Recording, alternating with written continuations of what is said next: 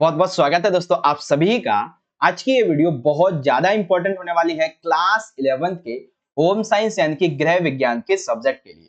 तो जैसा कि बच्चों आपको पता है होम साइंस का आपका जो मिड टर्म का पेपर है वो कल होने वाला है।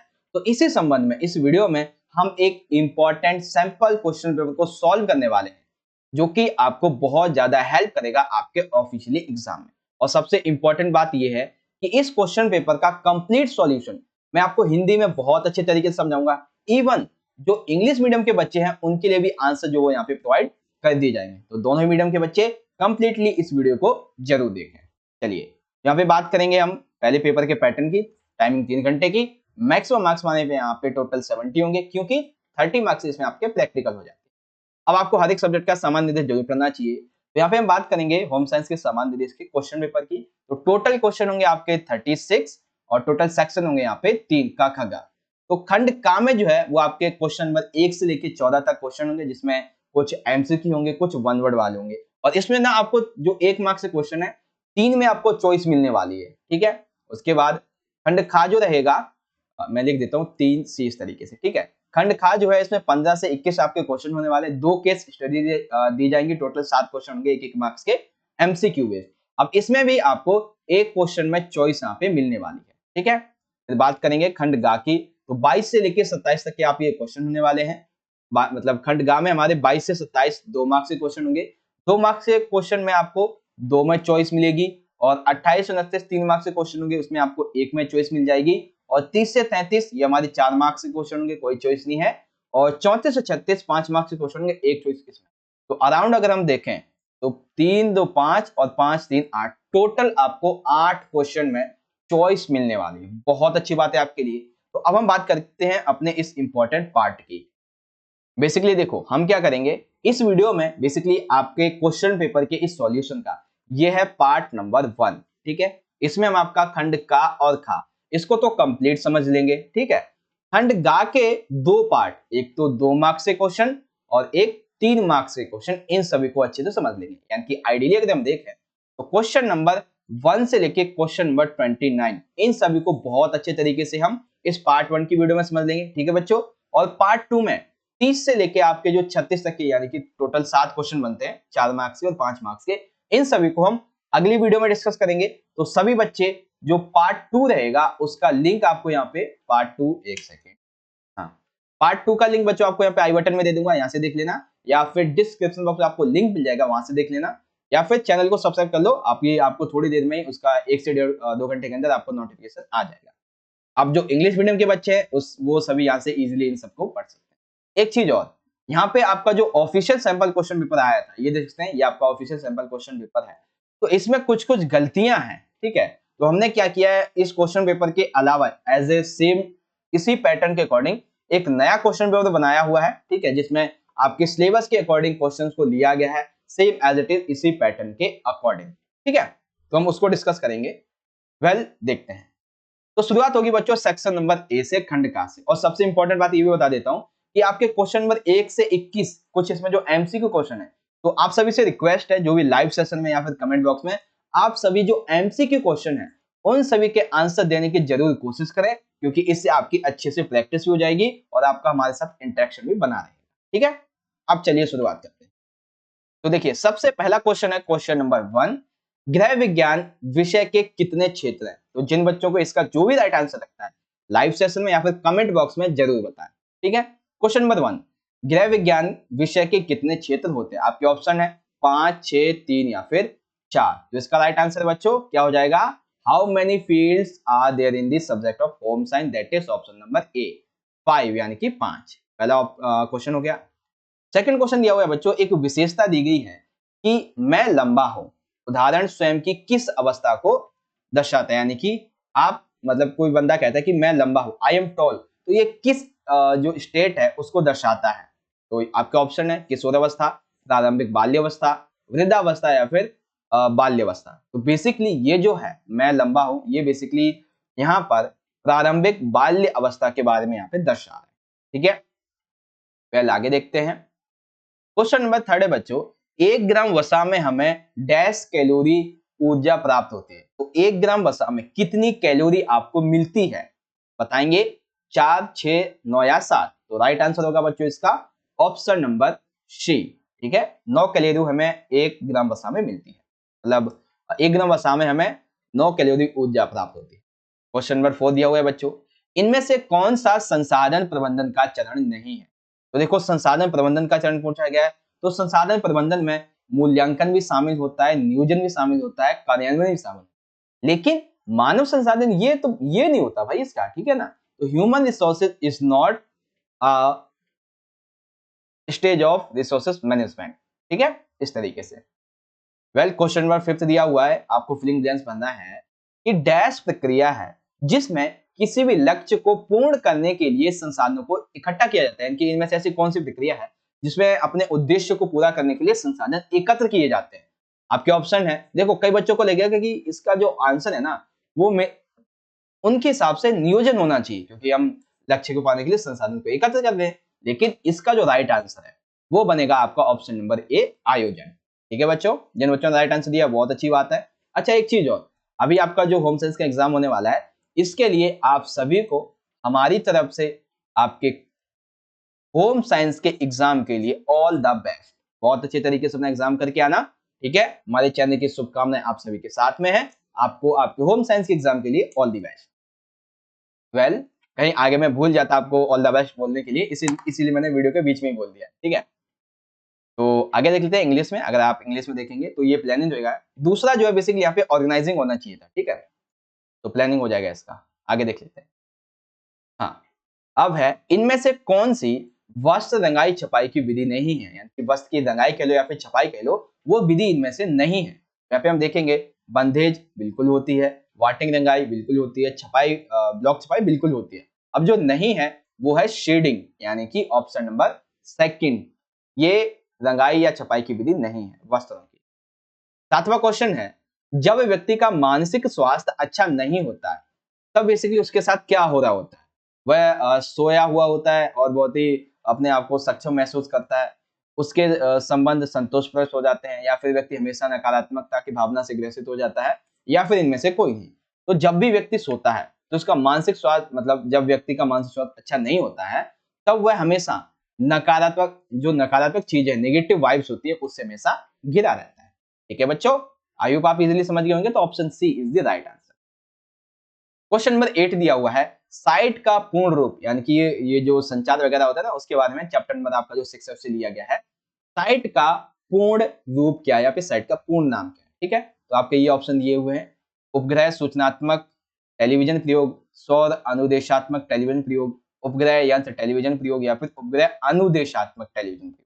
यहाँ पे साइट की जो फुल फॉर्म है वो होती है satellite instruction television experiment, that means उपग्रह अनुदेशात्मक टेलीविजन प्रयोग। ठीक है, तो साइट का पूर्ण रूप ऑप्शन नंबर डी हो जाएगा।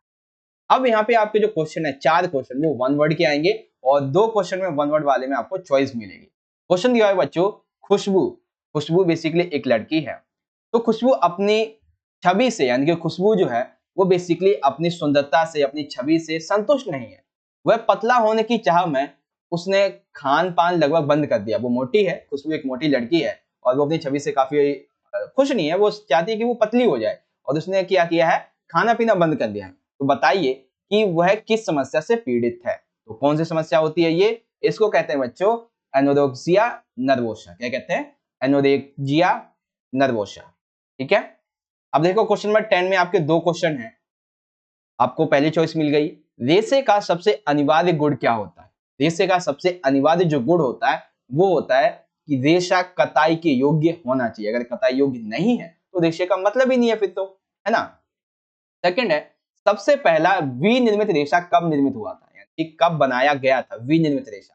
वो था 1895। अब देखो जो इंग्लिश मीडियम के बच्चे हैं वो आप देख लो, क्वेश्चन यहाँ पे लिखा हुआ है, मैंने आंसर भी लिखे हुए हैं, मैं आपको हिंदी में समझाता चल रहा हूँ और इंग्लिश में आप इजीली इसको समझ सकते हैं। ठीक है, वेल, अच्छा एक चीज यहाँ पे ना आपका क्वेश्चन नंबर 11 और 12 मर्ज हो गया है। ठीक है, ये जो आपका क्वेश्चन है ये बेसिकली आपका, एक सेकंड, ये आपका क्वेश्चन नंबर 11 है, ठीक है, और ये आपका क्वेश्चन नंबर 12 है। ओके, ये अथवा नहीं है बीच में। देखो तो क्या है क्वेश्चन 11, क्या कहता है, क्रेटिनता यानी बौनापन यह किस पौष्टिक तत्व की कमी से होता है? तो वो कौन सा पौष्टिक तत्व है जिसकी कमी से बौनापन होता है? तो इसको बोलते हैं बच्चों आयोडीन।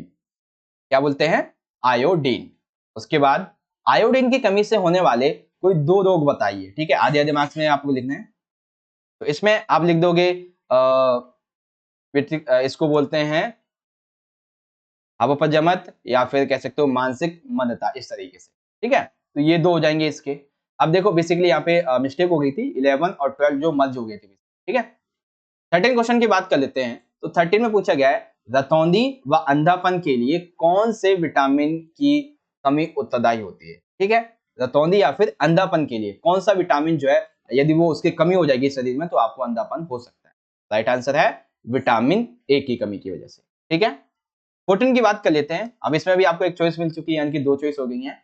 उसके बाद किसी भी कार्य को करते वक्त निगरानी रखना क्या कहलाता है? किसी भी कार्य को करते वक्त निगरानी रखना कहलाता है नियंत्रण, यानी कि कंट्रोल, ठीक है? किसी कार्य को करने के लिए उसे सीखना मानव संसाधन का कौन सा संसाधन कहलाता है? कौन सा होता है? सिंपल सा, किसी कार्य को आप सीख रहे हो, यानी कि किसी कार्य को सीखना यानी कि आप कौशल को प्राप्त कर रहे हो, ठीक है? तो स्किल्स हो जाती है ऑप्शन, मतलब आंसर इस तरीके से लिख दोगे। इस तरह से हमारा ये हो गया सेक्शन नंबर 1 कंप्लीट। हर एक क्वेश्चन का आंसर आपको मैंने इजी वे में समझा दिया है और आई होप आप ये सेक्शन नंबर 1 कंप्लीटली यहाँ पे समझ भी गए होंगे। चलते हैं सेक्शन बी की तरफ। अब बी में है बेसिकली सबसे पहले केस स्टडी, ठीक है? केस स्टडी आधारित बहुविकल्पी यानी कि case based MCQ question. Case study number 1। अब ये देख लीजिए आपकी केस स्टडी यहाँ पे दी गई है। अब इसी के आधार पे हमसे क्वेश्चन पूछे जाएंगे, पहले वाले से 4 और दूसरी वाले से 3। क्वेश्चन दिया है बच्चों कि 1 ग्राम प्रोटीन में कितनी कैलोरी होती है, ठीक है? रुको, आंसर देने से पहले एक बार सोच लेना। देखो क्वेश्चन पूछा गया है 1 ग्राम प्रोटीन की बात की गई है। अभी जो हमने क्वेश्चन देखा था वो था 1 ग्राम वसा, तो वसा से कितनी कैलोरी प्राप्त होती है? 9। अगर प्रोटीन से पूछा जाएगा तो प्रोटीन के बारे में ऑप्शन ए राइट होगा, 4 कैलोरी, ठीक है? फिर क्वेश्चन नंबर 16 आ जाता है। बच्चों के सकल जो स्कूल होता है बेसिकली, ठीक है? यहाँ पे ये वर्ड अलग है, ये है स्कूल। जो स्कूल टिफिन है वो कैसा होना चाहिए? तो सिंपल सी बात है, स्कूल टिफिन कैसा होना चाहिए?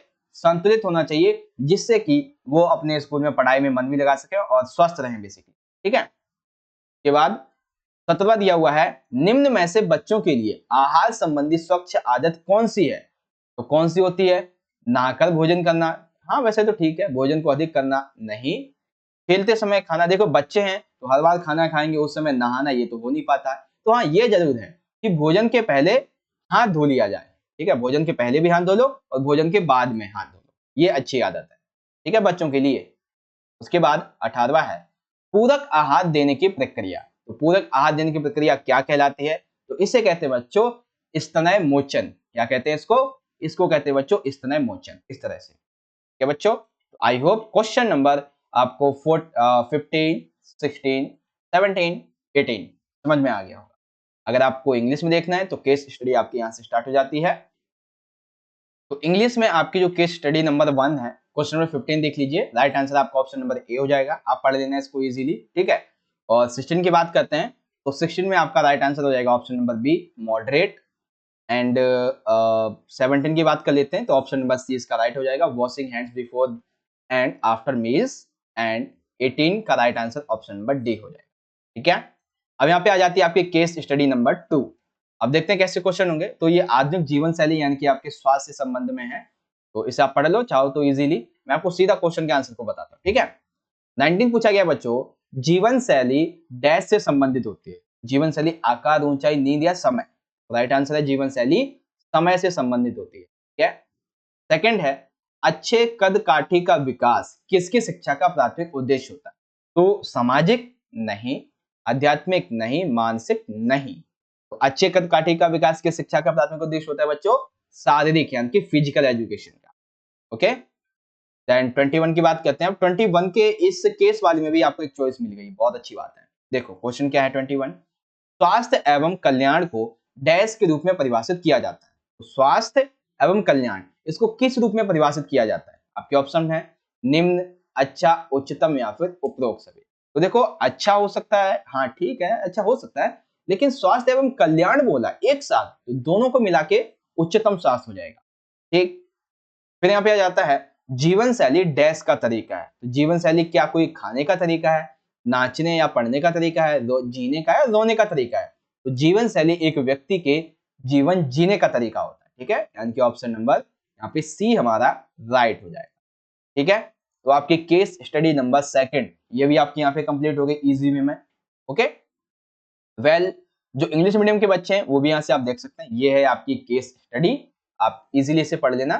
यहाँ पे मैं आपसे बात करूँ यदि क्वेश्चन आंसर की, तो क्वेश्चन फर्स्ट का आपका राइट आंसर हो जाएगा life style is related with time, and second the development of good structure is the primary aim of whose education that is body, and then 21 health and wellness is defined as a highest health या फिर lifestyle is the way of life, इस तरह से। ठीक है, तो यहाँ पे बच्चों हमने हमारे सेक्शन नंबर ए प्लस में बी दोनों को ही सिर्फ और सिर्फ 15 मिनट के अंदर हमने कंप्लीट कर लिया है, और मैं आशा करता हूं कि आप सभी ने अच्छे से इसके आंसर भी दिए होंगे। चलिए अब हम बात करेंगे सेक्शन नंबर सी की। तो अब यहाँ पे सेक्शन नंबर जो सी है इसमें 2 मार्क्स के, 3 मार्क्स के, 4 मार्क्स के और 5 मार्क्स के क्वेश्चन है। तो इसमें हम आपके 2 मार्क्स के और 3 मार्क्स के क्वेश्चन को कंप्लीट करने वाले हैं। ठीक है, शुरुआत करेंगे क्वेश्चन नंबर 22। सबसे पहले हमें देखो सिंपल सा आंसर पूछा गया, हमसे क्वेश्चन पूछा गया है गृह विज्ञान की परिभाषा दीजिए एवं इसके विभिन्न क्षेत्रों के बारे में बताइए। तो गृह विज्ञान की परिभाषा की अगर हम बात करें तो गृह विज्ञान का अर्थ केवल घर नहीं होता, यानी कि गृह विज्ञान का अर्थ केवल ये नहीं कि घर है, बल्कि ये एक अंतर विषयक क्षेत्र है जिसमें व्यक्ति अपने जीवन की गुणवत्ता में सक्षम बनता है। देखो कई लोग जो गृह विज्ञान को पता है क्या समझते हैं, एक मिथक है गृह विज्ञान में आप केवल खाना बनाना सीखते हो। ठीक है, जो नहीं जानता इसके बारे में वो तो यही कहता है कि गृह विज्ञान अच्छा खाना बनाना, घर की देखरेख करना होता होगा, वही यही कहते हैं, लेकिन ये उससे थोड़ा बड़ा विषय है। अब इस विषय को चुन के आप अपने जीवन में गुणवत्ता को सुधार सकते हो। इसके कई क्षेत्र हैं, जैसे कि मानव विकास क्षेत्र है, इसका भोजन पोषण क्षेत्र है, कपड़े और पोषक क्षेत्र है, संचार और विस्तार क्षेत्र है, संसाधन प्रबंधन क्षेत्र है। ठीक है, तो आपको क्या करने थे, 2 क्षेत्र यहाँ पे लिखने थे, मैंने आपको 5 बता दिए। अगर 2 मार्क्स में पूछ ले जाते हैं 4 बताओ तो आप लिख दोगे। ठीक है, कौन कौन से, मानव विकास, भोजन पोषण, कपड़े और पोषक, संचार और विस्तार और संसाधन। ठीक है, देखो इंग्लिश मीडियम के बच्चे क्या करेंगे, इजीली आप इन्हें यहाँ से रीड आउट कर लेना, मैंने आपको बता ही दिया है हिंदी में और इंग्लिश में, यहाँ पे नीचे आप देख ही सकते हैं और आप इसे पढ़ें। ठीक है, क्वेश्चन नंबर 23 में देखो आपको क्वेश्चन दिया गया और इसमें आपको चॉइस मिली हुई है। क्वेश्चन है किशोर अवस्था में मित्र मंडली का काफी दबाव होता है, स्पष्ट करो। तो मित्र मंडली के दबाव के बारे में आपको यहाँ पे प्रभाव समझा दें। ठीक है, तो पहले आप ये समझते हैं किशोर अवस्था के बारे में। तो किशोर अवस्था बेसिक किशोर अवस्था में होता क्या है, तो वह अवधि जब मित्रों के सहयोग की वजह से और उनके आपस में मिलने जुलने की वजह से मित्रों का दबाव जो है वो आपस में एक दूसरे पर अच्छा भी पड़ता है और खराब भी पड़ता है। ठीक है, तो किशोर अवस्था में मित्र मंडली का दबाव जो है वो 2 तरीके का पड़ता है, सकारात्मक और नकारात्मक। सकारात्मक में कैसे कि जब किशोर जो है यदि वो सही दिशा में अग्रसर हो रहा होता है तो उसमें स्वास्थ्य, प्रतियोगिता एवं करियर के प्रति जागरूक हो जाते हैं। यानी कि मान लेते हैं, ये सिंपल सी बात है, मान लेते हैं एक ग्रुप है ए वाला, ठीक है, और एक ग्रुप है बी वाला। अब ए में है टोटल 5 बंदे, बी में है टोटल 5 बंदे। ए जो है इसमें से 5 में से एक बंदा नशा करने लगता है, तो उसको देख देख के धीरे धीरे करके क्या होने लगता है, 5 बंदे नशे करने लगते हैं। तो क्या हो गया, ये हो जाएगा इसका नकारात्मक प्रभाव, मित्र को जैसा देखा वैसा करेगा। सकारात्मक प्रभाव में क्या होगा, इन 5 बंदों में से मान लेते कोई एक बंदा जो वो यूट्यूबर बन गया, कोई एक बंदा अध्यापक बन गया, कोई एक बंदा कहीं और अच्छी जॉब लग गया और ये आपस में मिलते रहते हैं।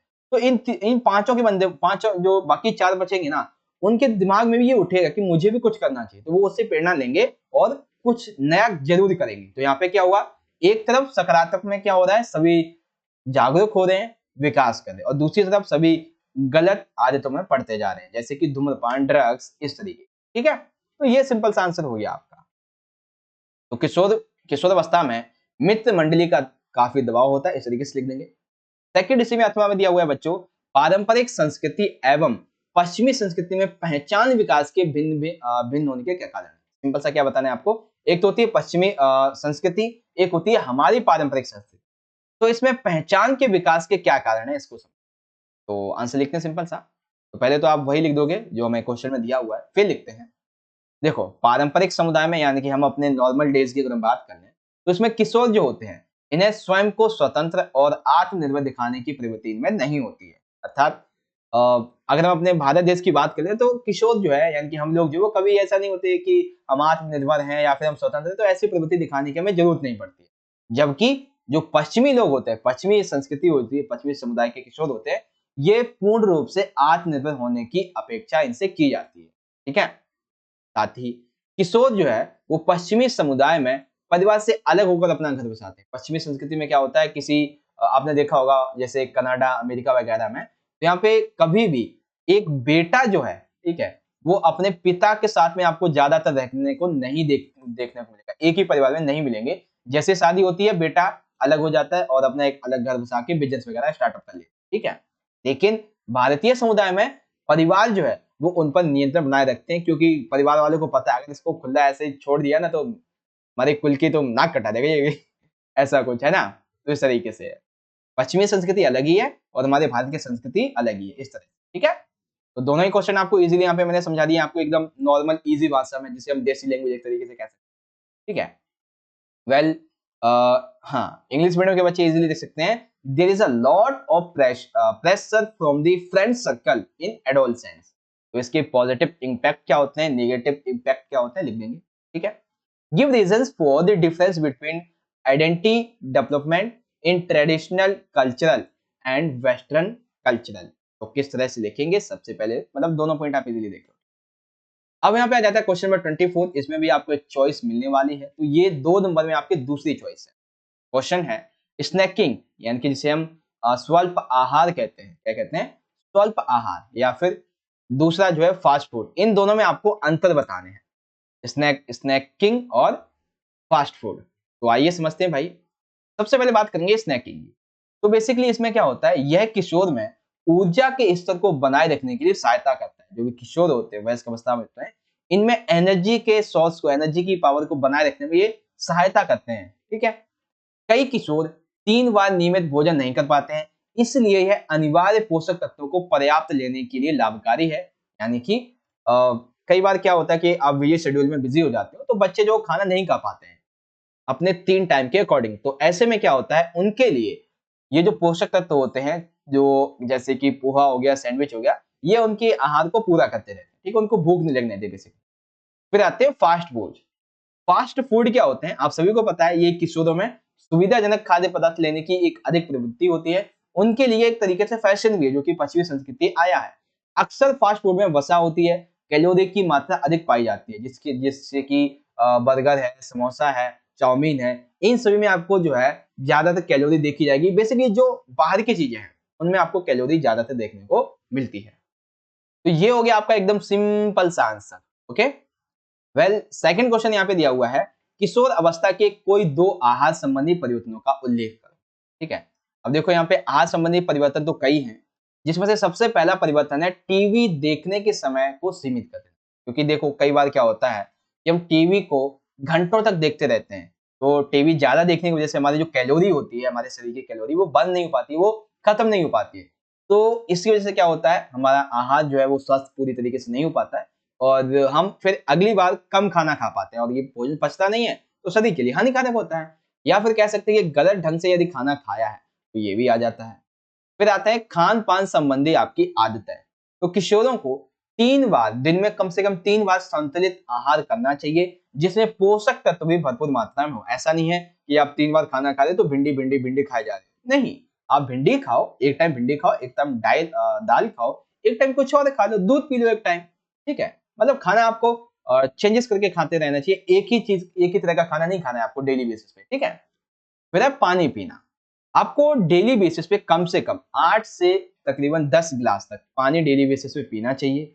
इससे क्या होगा, आपके कोला और जो फल होंगे, जैसे कोला हो गए, फलों के जूस हो गए, ये आपको बार बार नहीं लेने हैं, क्योंकि यह ऊर्जा से भरपूर होते हैं और ये आपके शरीर के लिए ज्यादा हानिकारक हो सकते हैं। एक लिमिट में लो। ठीक है ना? और आपने वो एक कहावत भी सुनी होगी कि यदि आप किसी कार्य को करते हो, ठीक है, उसकी लिमिट यदि 10 है, आप डेली बेसिस पे 10 करते हो, कोई दिक्कत नहीं है। यदि आप उस लिमिट को क्रॉस कर देते हो, 20 पे डेली बेसिस पे करते जाते हो, तो एक ना एक दिन वो लिमिट आपको उड़ा ले जाएगी। ठीक है ना? इस तरीके से। तो यहाँ पे आपके दोनों क्वेश्चन कंप्लीट हो गए, क्वेश्चन नंबर 24 के ऑप्शन वाले भी और वैसे वाले भी। ये 2-2 मार्क्स के क्वेश्चन है अभी तक। अब जो इंग्लिश मीडियम के बच्चे इजीली दे सकते हैं, explain the difference between snacking and fast food. तो स्नैकिंग क्या है और फास्ट फूड क्या है, इजीली आप इसे पढ़ लीजिए, ठीक है बच्चों। सेकंड है, mention any two dietary changes of adolescences. तो डाइटरी चेंजेस क्या क्या हो सकती हैं एडोलसेंसेस के लिए, that is the answer. Okay, ये आप यहाँ पे इजीली लिख देंगे, ठीक है बच्चों। अब यहाँ पे आ जाता है क्वेश्चन नंबर 25। यहाँ पे हमें बताना है बच्चों, किसी भी संसाधन प्रबंधन की जो प्रक्रिया होती है, इसमें मूल्यांकन करने का क्या महत्व होता है, ठीक है। संसाधन प्रक्रिया में यानी कि रिसोर्सेस मैनेजमेंट प्रोसेस में क्या इंपॉर्टेंस होती है इवैल्यूएशन की, ठीक है। आइए समझते हैं। तो देखो, मूल्यांकन जो है वो किसी भी संसाधन प्रक्रिया का एक अंतिम और महत्वपूर्ण चरण होता है। मूल्यांकन में अंतिम परिणाम व वांछित परिणाम की तुलना की जाती है, यानी कि आखिरी परिणाम क्या आए थे और क्या परिणाम आ सकते थे, इसकी तुलना की जाती है। सभी जितनी भी सीमाएं हैं, सभी सीमाओं और विशेषताओं को फिर नोट किया जाता है, ताकि एक प्रभावी ढंग से भविष्य में उनका प्रयोग किया जा सके और अपने लक्ष्यों को सही प्रकार से प्राप्त किया जा सके, ठीक है। मूल्यांकन यानी कि एक तरीके से कोई भी कार्य हुआ है तो उसको पूरी तरीके से एनालिसिस करना, ठीक है। मूल्यांकन ही हमें हमारी कमियों को ना दोहराने के लिए समझाता है कि क्या कमी थी आपकी, अगली बार से आपको क्या कमी नहीं करनी, किस बात का ध्यान रखना है, किस बात को और ज्यादा मजबूत करना है, ये सभी हमें मूल्यांकन से पता चलता है। अब जैसे मान लीजिए अभी आपका जो पेपर होगा मिड टर्म का, और जब आपको बेसिकली आपको इसके मार्क्स मिलेंगे, तो आप देखोगे, आप इसका मूल्यांकन करोगे कि मैंने कहाँ कहाँ पे क्या गलती थी, क्या गलत था, मैं क्या सही कर सकता था या कर सकती थी। तो इसी को मूल्यांकन कह देते हैं, ठीक है, सिंपल सा हो जाएगा। इंग्लिश में देखोगे, what is the importance of evolution in any resource management, तो इजीली आप इसे यहाँ से पढ़ सकते हैं, ठीक है बच्चों। चलिए आगे बढ़ जाते हैं अगले क्वेश्चन की तरफ। Question number 26। यहाँ पे मैं बताना है बच्चों, सूत और धागे में अंतर। सूत और धागे में अंतर, बेसिकली देखो, अगर हम नॉर्मली बेस पे देखें तो ये दोनों एक ही जैसे होते हैं। सूत शब्द बेसिकली अक्सर हम कपड़े के विनिर्माण में उपयोग किया जाता है, यानी कि कपड़े के विनिर्माण, कपड़े को मशीन के द्वारा बनाए जाने के लिए, जबकि धागा जो है ये वो उत्पाद है जिसे कपड़े को जोड़ने के लिए उपयोग किया जाता है। देखो सिंपल समझ लो, सूत का मतलब क्या है। सूत शब्द को जब हम बोलते हैं तो इसका मतलब ये होता है कि मशीन के द्वारा कपड़ा बनाया जाना, लेकिन उस कपड़े में जो धागा होता है, ठीक है, यानी कि उस कपड़े को जोड़ने के लिए जिस चीज का इस्तेमाल किया जाता है उसको धागा कहते हैं, ठीक है। सिंपल सा, मान लेते हैं आपकी ये शर्ट है, ठीक है, इसको हम बोल देंगे, इसको हम एक तरीके से सूत कह सकते हैं, ठीक है, लेकिन इसमें जो इसको जोड़ने का काम किया वो धागों ने किया, इस तरीके से, ठीक है। अब 27 नंबर क्वेश्चन दिया हुआ है बच्चों यहाँ पे, ये भी अभी आपका 2 ही मार्क्स का है, ठीक है। देखिए क्वेश्चन क्या है। क्वेश्चन दिया हुआ है कि अंतर संस्था संचार तथा अंतर संस्था संचार में जो अंतर है इसको स्पष्ट करना है आपको, ठीक है। 27 में हमसे क्या पूछा गया बच्चों, एक सेकेंड, हाँ, एक होता है संचार अंतरा संस्था संचार और एक होता है अंतः संस्था संचार। अब देखो, पहले आप इसके आंसर को समझो तब आप समझ पाओगे। वैसे जो अंतरा है, यानी वो आपकी किताब जो अंतरा वाली है उसकी बात नहीं हो रही यहाँ पे जो अंतरा संस्था संचार है इसकी, या फिर आप इसे कह सकते हो संस्थागत संचार, तो हम इसे कहेंगे बेसिकली संस्थागत, ठीक है। ये क्या होता है, ये एक ही संस्था के लोगों के मध्य संबंधों का निर्वाह करने के दृष्टि से होता है, यानी कि एक ही संस्था के लोग, एक ही ग्रुप की, एक ही क्लास के जब आपस में संचार करते हैं, ठीक है, उसको कहते हैं अंतर संस्था संचार। और मतलब अंतरा संस्था, और अंतः क्या होता है, अंतः ये होता है कि जब किसी एक संस्था के द्वारा दूसरी संस्था के लोगों को अपेक्षित उद्देश्य की पूर्ति के लिए स्थापित किया जाता है, इनके उनके साथ संचार किया जाता है।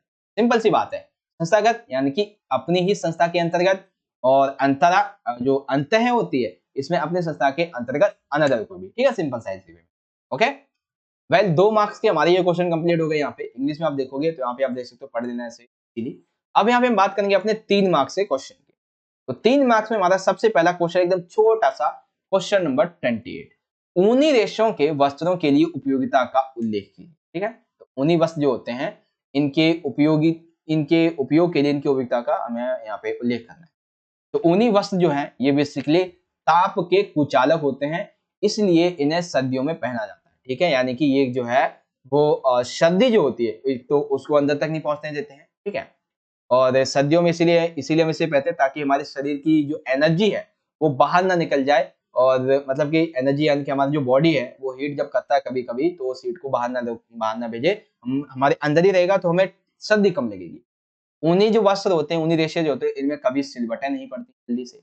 इन्हें कम धोने की जरूरत होती है। साथ ही इसमें इस्त्री यदि आप करते हैं, यानी कि प्रेस करते हैं, तो ये काफी चमक जाते हैं, अच्छे लगते हैं।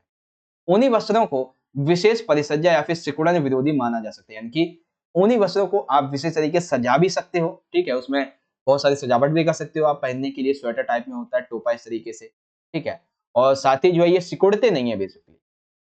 एवं कई विशेष परिष्कृत ऐसे होते हैं जिसमें कई बार जो है वो कीड़ा लगने का इसमें डर नहीं होता। देखिए कई वस्त्र जो है उसे आप 5-7 साल के लिए रख दो तो उसमें आप जंग कीड़े ऐसे लग जाते हैं, लेकिन उन्हीं वस्त्रों में ऐसा नहीं होता है जो विशेष तरीके से बनाए जाते हैं, ठीक है, जिससे इनका रख रखाव बहुत ही आसान हो जाता है। और भी कई सारे पॉइंट हैं, इन्हें आप चाहो तो लिख सकते हो। वेल यहाँ पे जो इंपॉर्टेंट है 3 मार्क्स में बस आपको इतने ही लिखने हैं, ठीक है। आगे चलते हैं अगले क्वेश्चन की तरफ। इंग्लिश में देख लेंगे आप, mention the usefulness of women fibres for textiles, तरीके से आप यहाँ पे लिख देंगे। अब 29 जो क्वेश्चन है इसमें आपके 2 क्वेश्चन है। पहला क्वेश्चन दिया हुआ है बच्चों, पोषण से उत्पादकता आय और जीवन की गुणवत्ता से प्रभावित होती है, यानी कि जो आप खाना खाते हो, जो आपको पोषण मिलता है, वो बेसिकली आपकी उत्पादकता, आपकी आय और आपकी जीवन की गुणवत्ता से प्रभावित होती है। कैसे? आंसर लिखेंगे सबसे पहले तो इस तरीके से, ये सारे पॉइंट आप लिख देना। पहला पॉइंट दिया हुआ है बच्चों कि जो भी बच्चे होते हैं, बच्चे और परिवार, इनके सदस्यों का स्वास्थ्य व प्रसन्नचित्त होना, जिससे पारिवारिक संबंध अच्छे बने रहते हैं। यानी कि यदि व्यक्ति जो है, बच्चे और उनका परिवार स्वस्थ रहेगा तो उनके पारिवारिक संबंध अच्छे बने रहेंगे। बच्चे जो है वो पढ़ाई लिखाई में ध्यान लगाएंगे, उनका अच्छा रिजल्ट आएगा, ठीक है, पारिवारिक रिश्ते बहुत ही अच्छे मजबूत होते हैं। सामाजिक तौर पे वो जो परिवार है, वो जो बच्चे हैं, सांस्कृतिक जीवन के तौर पे काफी ऊर्जावान रहते हैं। सामाजिक क्रियाओं में, सामाजिक आयोजनों में, सामाजिक संस्थाओं में वो अपना योगदान देते हैं। व्यक्ति जो है वो डेली बेसिस पे कुछ नए-नए काम करने के लिए उत्तेजित होता रहता है, नए-नए कामों को सीखता रहता है। तो मैं बताना क्या था कि हमारी जो उत्पादकता, आय, ये सभी जो हमारे जीवन की गुणवत्ता में सुधार लाते हैं। सही है? तो इस तरीके से ये सारे के सारे सुधार आ जाते हैं, ठीक है? तो आप इज़िली इस तरीके से इसका आंसर लिख सकते हैं। ओके? वेल यहाँ पे सेकंड क्वेश्चन दिया हुआ है, किसी भी खाद्य पदार्थ विक्रेता, यानी कि जो भी खाद्य पदार्थ बेचने वाला व्यक्ति होता है, किसी भी खाद्य पदार्थ विक्रेता द्वारा संदूषित, यानी कि जो खराब हो चुका है, तो संदूषित खाद्य पदार्थ बेचे जाने पर कौन सी आहार जनित बीमारियां फैल सकती हैं, समझाइए। साथ ही खाद्य पदार्थों को संदूषित करने वाली जो आदतें होती हैं, इसके बारे में भी बताओ, ठीक है। तो आइए एक एक करके समझते हैं। सबसे पहले बीमारियों की बात करते हैं।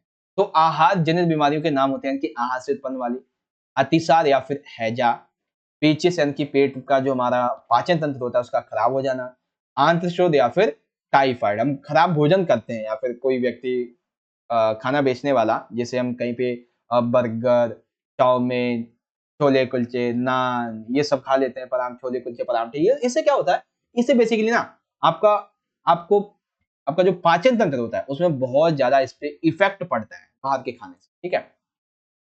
खाद्य पदार्थ विक्रेता के द्वारा अपनाई जाने वाली संदूषित आदतें निम्नलिखित हैं। सबसे पहले तो क्या करता है, यानी कि जो खाद्य पदार्थ बेचने वाला व्यक्ति होता है वो क्या-क्या करता है, आप ये अपने रील वगैरह में देखते हो, और आजकल तो जो सोशल मीडिया है उस पर तो ऐसे बहुत सारी रील्स भी वायरल्स होते रहते हैं, ठीक है। कई बार गोलगप्पे को लेकर वायरल हुए रील्स, ठीक है। तो मतलब वही चीज़ आपको यहाँ पे लिख देनी है। जैसे कि जो व्यक्ति होता है खाद्य पदार्थ बेचने वाला, वो शारीरिक तौर पे अपनी स्वच्छता नहीं रखता है, 10-15 दिन हो गए नहाए नहीं है, हाथ को धोया नहीं है, ठीक है, इस तरीके से, और आपको खाने के लिए दे दिया है।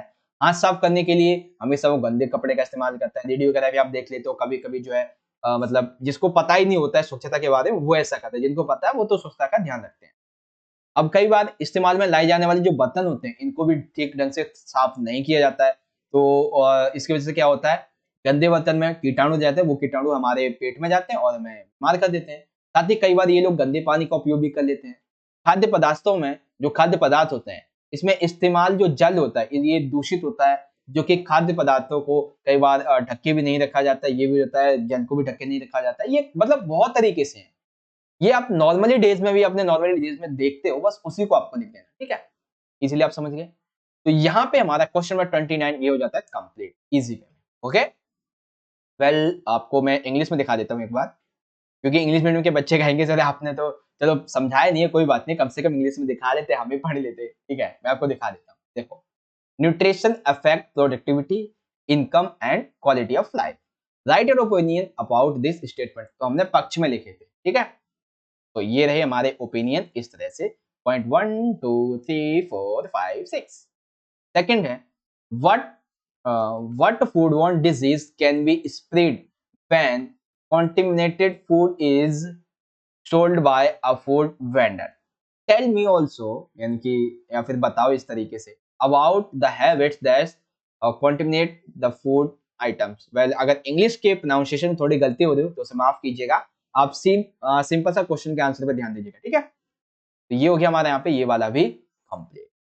वेल यहाँ पे एक चीज और, अब जो आपके क्वेश्चन यहाँ पे बचते हैं, ठीक है, कौन कौन से? क्वेश्चन नंबर आपका 30 से लेके क्वेश्चन नंबर 36, टोटल 7 मार्क्स के क्वेश्चन, यानी कि 4 into 4 and 5 into 3, that means 16 and 15, यानी कि अभी 31 मार्क्स के आपके जो क्वेश्चन हैं वो आपको अभी जो पार्ट 2 रहेगा, ठीक है ना, पार्ट 2, एक सेकंड दोबारा लिखते हैं, पार्ट नंबर 2, उसका लिंक आपको यहाँ पे बच्चों आई बटन में मिल जाएगा, यहाँ से देख लेना, या फिर डिस्क्रिप्शन बॉक्स में आपको उसका लिंक मिल जाएगा, उससे आप जरूर देखें, ठीक है।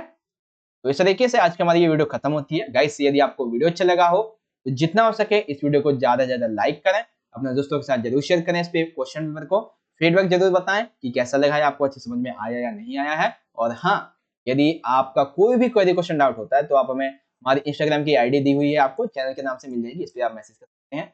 साथ ही आपको टेलीग्राम ग्रुप ज्वाइन जरूर करना चाहिए, इस पे मैं आपको डेली बेसिस पे कुछ ना कुछ अपडेट्स देता ही रहता हूँ। कई बार मैं वीडियोस भी अपलोड कर देता हूँ, नोटिफिकेशन नहीं जाता बच्चों के पास तो लिंक वहां पे मैं पेस्ट कर देता हूँ, भेज देता हूँ, ताकि आप इजीली जो है उसे देख सको, ठीक है, कोई वीडियो मिस ना हो जाए आपसे। तो इसलिए आप टेलीग्राम ग्रुप को जरूर ज्वाइन करें। वेल, मिलते हैं आपसे अगली वीडियो में। आप सभी को आपके होम साइंस के पेपर के लिए, होम साइंस के मिड टर्म के एग्जाम के लिए बहुत बहुत शुभकामनाएं, ऑल द बेस्ट। मिलेंगे नेक्स्ट वीडियो में। धन्यवाद। जय हिंद, वंदे मातरम।